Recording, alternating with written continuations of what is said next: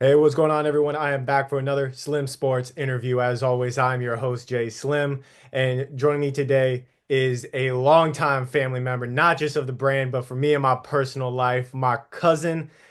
I I'm about to break down crying during this interview. I swear to God, Brandon Glover, what's going on, man? Nothing much, nothing much. Keeping God first, everything going well. How about yourself? Hey, doing great, man. Beyond excited to finally get you on. I know we talked a while back, and you said, "Man, one day I'm gonna be good enough for you to have on." I'm like, "Man, I'm having you on this season. What are you talking about?" Because you absolutely killed it your freshman year. 6 foot defensive back for the Loras Hawks. Probably should have said that when I introduced you. And I gotta talk about your accomplishments just over the past year. I know you're making myself and your family proud, and I'm going to talk about it in a segment I like to call Rewind and Recap. Going to rewind the clock just over the past year. You started your collegiate journey joining the Loras Hawks, had your first year at the college level this past season, started every game as a true freshman. You were a key part of the defensive side of the ball for the Hawks, and you ended up leading your team and were one of the top players in your conference in pass breakups, had 15 pass breakups as a freshman. And like I said before, longtime member of the Slim Sports family before the Slim Sports brand was even a thought in my mind. So beyond blessed to have you on. And obviously, I just said a lot right there, but gotta get into the questions. First question I got for you, man. Starting that college lifestyle, what is that? What was that like for you? Your first year at the college level playing football? Uh, you want me to take you all the way back to like fall or like just with the beginning of the season? Whatever you wanted to talk about. Uh, all right. So coming in fall, it was pretty hard, man, because you're trying to get the hang of things. You got two a days, lifts, meetings always like 10 o'clock, and like it was pretty stressful at first, but as it grew on and it got like easier and easier, I would say it's like it doesn't get easier, but you get stronger, if you get what I'm saying. So it pretty much set my mind frame going into my first game. I was like, when my coach told me like, hey, you're starting, I was like, I didn't take it as, oh, I'm scared. I took it as it's an opportunity. It's like my blessings being answered. And like after that, I try to play with as much confidence as I could, because I know not many people get the chance that I got. Yeah, and you told me right there, and like I mentioned before, you came out as a starter from game one. You were starting on that defense side of the ball. I remember tuning into your games, looking for you. At first, I was looking for you on the sideline, and then next thing I realized, oh wait, he's on the field. He's starting. Let's go. Uh, Yeah. what happened in the preseason to where you earned your coach's trust? What did they see from you to have that confidence in you as a starter? A lot of hard work was put into this. I mean, I was taking time out with the coaches personally, going over drills, trying to get like techniques down, trying to get plays down, going hard in the weight room when we had them in there. That was a key part of what got their trust in me. And then going out there, kind of being a leader, like not much because I'm still a freshman at the point, but kind of be a leader, showing them I know what I'm doing, show them that they can put me in the game and trust me if it comes down to it. That was what got my coach's trust for the most part. Yeah, and you definitely produced for your team this past season.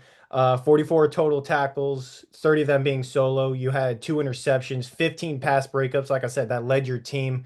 And actually, it did lead the conference in pass breakups. So, absolutely showed out as a true freshman at that defensive back position. And I know you definitely made the family proud. Obviously, myself, you've been my cousin since I can remember. I remember when you were a little kid, running around playing football with your brother. Uh, my auntie, your mother, I know she's played a big part in your growth as well as your siblings. And I have this question in here just because I know she's gonna watch this, and I kind of want to make her cry. All love, auntie, if you're Yeah. watching. How did your family impact your whole career as an athlete? Yeah, most definitely. Starting with Ma Dukes, she was a major role. Ma was like that emotional standpoint, so I know when like I was feeling something, I can go to her and talk to her about anything.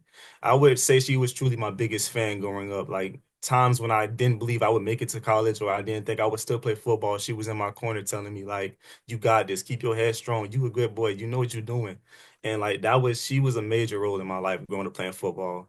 And also my pops too, pushing me hard, making me do the stuff like a man needs to do. Like even outside of football and life, still letting me know like outside of this football life, you still have stuff you need to do as a man that has to produce and stuff like that. So yeah, they pretty much set me up straight. And now coming into college, I'm pretty much set. I know what I'm doing. I know what I got to do. I know that when stuff needs to be done, it needs to be done, especially on and off the field, academics wise too. Yeah, I know they hold you to a high standard. I know you live up to those expectations for sure. And I know they were very excited to see you come out with a lot of highlights this past season. And I want to talk about some of those highlights in a segment that I like to call Make That Play. Uh, I looked through some of your stuff. You and I talked about your highlights throughout the season, and I put together my top three for this segment called Make That Play. I do want to ask you though, I'm pretty sure we have the same number one, but what was your favorite play from this past season? I'm pretty sure it was my first ever play I made. Was it? I think it was the punt return I got. Not the punt return, the punt. I got the fumble. If it wasn't that one, it was my pick that I got. But I'll go off with the pick first. The pick was like it was a major game changer for me because I think before that I had messed up a coverage and they wound up scoring off of that. So to come back out there and my coach is telling me that they got trust in me, that they know I can do and get a pick and produce and get a turnover on the downs, that was a major play to me to let them know like, hey, you can keep me in the game. Trust me, I may mess up, but it doesn't happen the second time.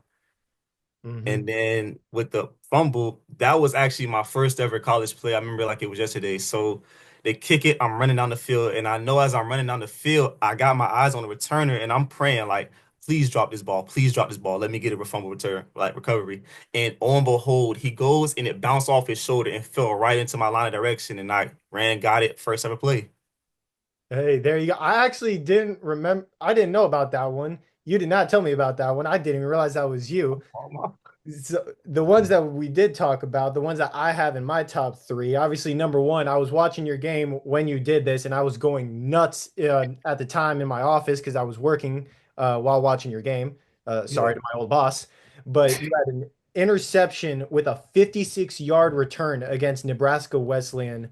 Just managed to time it just right. I believe they were targeting towards the sideline. You went up, Yeah. got it, and then boom, ended up running back for 56 yards. Thought you were taking it to the house, but they tripped you up just a little bit, got you down. Still Uh, get count to this day for that one. Number two, your first ever interception at the college level going against Hope in your collegiate debut. So, first game of the season, first game of your college career. You ended up undercutting it, slid underneath it, got that interception.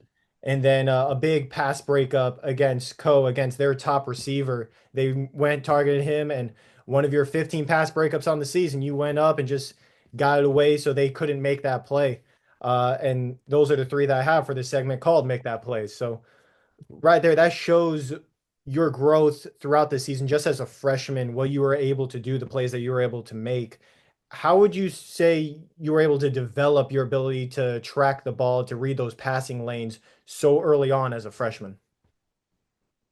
Well, I'll tell you right now, I'm from Florida, so we've been doing this for a little minute now. That's nothing new, but if thing that enhanced it in practice drills that my coach had us run, like we did a lot of tracking the ball. Pass breakers was a big thing to him. Like you might not always get the pick, but if you fight, get the ball out, that's the least you can do.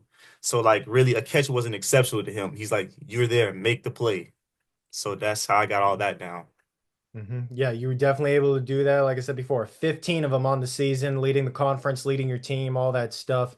And this is just as a freshman. So you're still looking to grow your game heading into your sophomore season in 2025. What are some of the ways that you're targeting your game to where you feel like you need to develop to make even more of an impact next season? First and foremost, my weight. 166 does not cut. I'm trying to get to 185. I've been hitting weights hard, eating right nutritional items and stuff like that.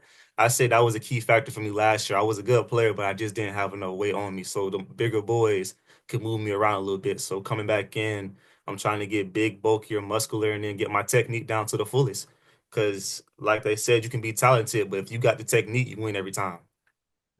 Yeah, you definitely uh, showed out this past season. And if you keep gaining weight, gaining that muscle mass, that's going to help you out a lot next season, especially for a team where you guys overall on the season did struggle 2-8 overall on the 2024 season.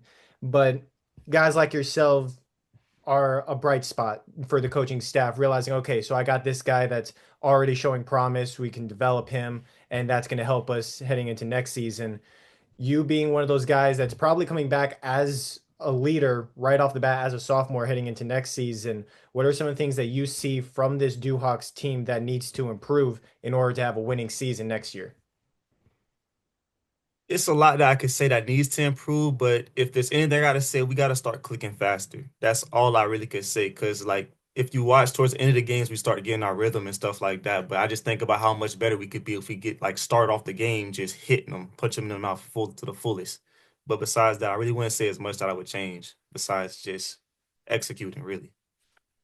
Yeah, that right there, that's a good mindset to have. If you guys can click, then boom, things can start going right from the start of the season, from play one. And like I just mentioned before, you're going to be going into your sophomore year as a guy that is known for producing on the field. They know the numbers that you're putting up, what you can do. So you're going to be expected to be a little bit more of a leader. Maybe not a team captain right away, but somebody that people are going to be looking to do stuff on and off the field the right way.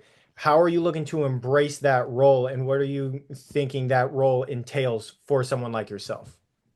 I mean, for me, it's just being the guy that people can say did it right on and off the field. Like on the field, you mess up. I understand mess ups happen, but to me, it's like I'm there for you. Like pick your head up, be good, dog. It's gonna happen. Get head back in the game. We still got a full game to play, and like outside of the field, it's like getting academics right, doing good in school, and like making sure I'm a good Samaritan to the people around me and all that.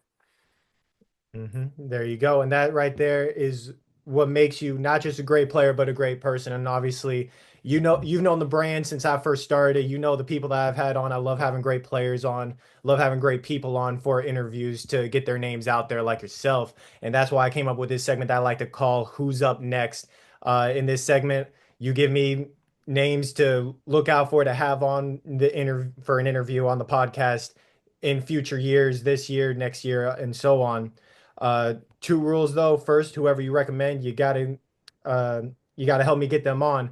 And secondly, give me at least one name where they weren't a teammate of yours this past season. First one I have to go with is my brother. But he's a big boy, nice receiver, 6'3". I say about pushing 180. He's a good child, and I think he's going to North this year. Tell the coaches he gotta look out for him. He's gonna be a beast. And if I be honest, his work ethic is way better than mine. Like me, I catch it and I go on. He works consistently. Like a coach would love him to have him as a player. Oh yeah, I love you, little brother, man. He's almost as tall as me. I'm 6'4". He's getting up there. I feel old with you guys getting so big on me, man. I can only imagine how your moms feel. Auntie's probably killing y'all, man. But definitely excited to see what he does throughout his career. Obviously, I've seen you both grow up from when you were little kids, and now you yourself. Uh, Now that we talked about who's up next, we gotta talk about what's next for yourself going into that sophomore season. You're in the off season. I know you talked about hitting the weight room. We talked about you developing more as a leader. What are some of the other aspects of this off season that you're looking forward to help you go into 2025 season with a higher outlook for the season? If I could say it's one thing for sure, it's gonna be getting my confidence up. Like it's even in practices or just straight doing like workout stuff, like just knowing that I'm that guy on and off the field. That's gonna help me majorly because if I play with no confidence, it's a big difference when I play with confidence. So just having the all-around confidence, knowing that no one can really mess with me when I am doing what I'm doing, that'll help most definitely for next season.